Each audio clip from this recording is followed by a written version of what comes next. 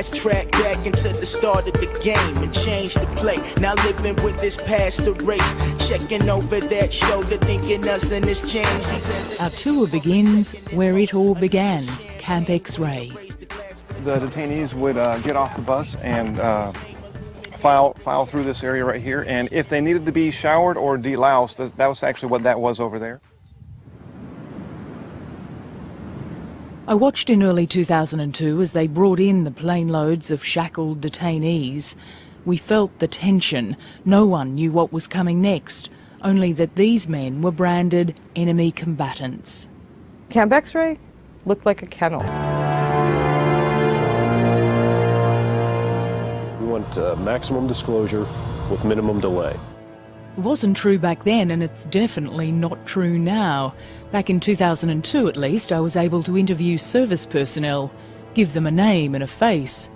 Now the paranoia about security has rendered our escorts faceless and nameless.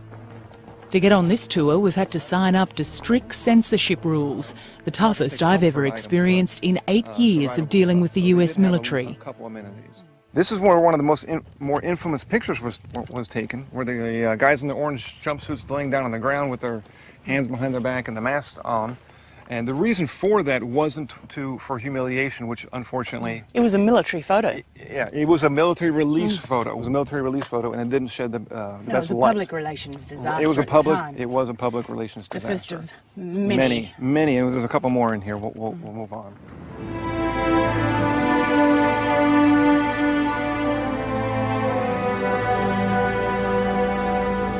It's astounding to think that of the first 20 detainees brought here in January 2002, 11 remain imprisoned.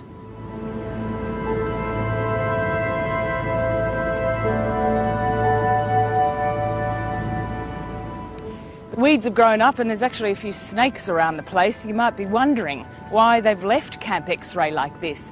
The reality is it was controversial when it was built, and it remains controversial. There's talk of lawsuits, lawyers who say this place was a crime scene, and so it's got to stay as is.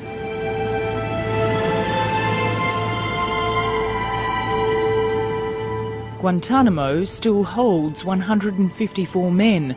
Most have never been charged or tried.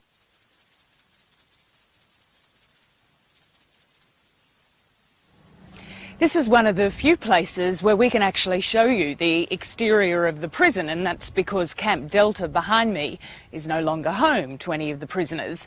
There's still a medical facility inside, but when we take you to Camps 5 and 6, where the bulk of the prisoners are being held, we're going to get a much more restricted view. We do have an average of 60 to 70 detainees on a daily basis. The prison tour proves to be unnecessarily hurried.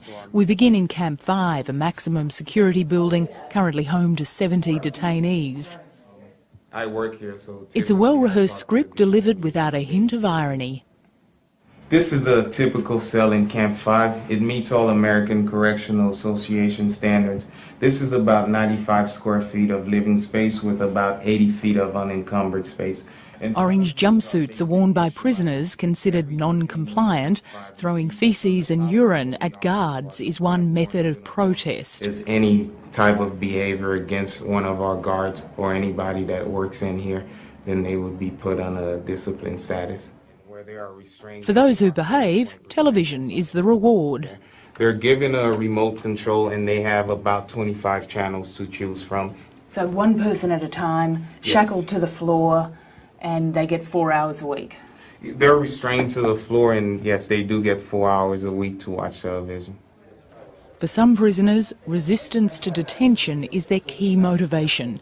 Undertaking a hunger strike is their weapon. So the detainee movements... When necessary, military guards physically manhandle prisoners, taking them to be force-fed. It's called forcible cell extraction. Those are standard procedures. Prison Commander John Bogdan is one of the few officers we're allowed to identify. Talk to me about forcible cell extraction. How often does that happen and why? Well, I can tell you they're used frequently, and What's frequently? Daily. As far as why, it comes down to generally whenever a detainee refuses to comply or resists movement or assaults a guard force, anything like that. There's a host of reasons why it might be used. It's a restraint chair that's used throughout every prison. At the peak of the hunger strike last year, more than 100 prisoners were starving themselves. Those considered at risk were strapped down to have a tube delivering liquid food stuck up their nose twice a day. The US military says these descriptions of force feeding are exaggerated. In my experience, the majority of these guys the tube gets passed very easily and they take their enteral feed without an issue. How many of them struggle? Very, very few, I would say. We asked to watch the procedure ourselves. Instead, we're shown an empty chair and hear an impassioned argument from the doctor in charge. We're medical. We're not here to hurt these people. We're here to do a job to keep them alive. It must frustrate you enormously then to see the reports suggesting that you're doing otherwise. I can sleep well at night knowing that I'm doing the right thing and that I'm not doing what is being portrayed. Because 5 years from now, they're going to be alive, and it's because I kept them alive. The former Guantanamo commander blames uncertainty for the problems. Shaka Amar has repeatedly claimed that he was tortured at US bases in Afghanistan and also at Guantanamo Bay. Shaka's lawyers have gone back to the federal court in the United States with a detailed medical assessment. It says he's suffering post-traumatic stress disorder, a host of other psychological problems. For his mental health, he needs to be released urgently. More than 70 inmates, like Shaka Amar, have been cleared for transfer to their own country or other countries. The US now accepts that some committed no crime, or there's no prospect of convicting them of anything, even by a jury of military officers. The military promotes transparency as one of its core values here, but the reality is there's a limit to what we've been able to see and what we've been able to show you. As for the future of Guantanamo, despite the whittling down of the prison population, it doesn't seem as if there's anywhere near enough momentum to close this place down.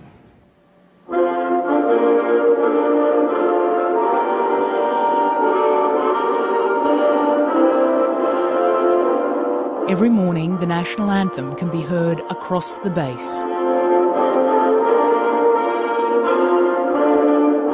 A new day, but little changes for either the guards or their prisoners.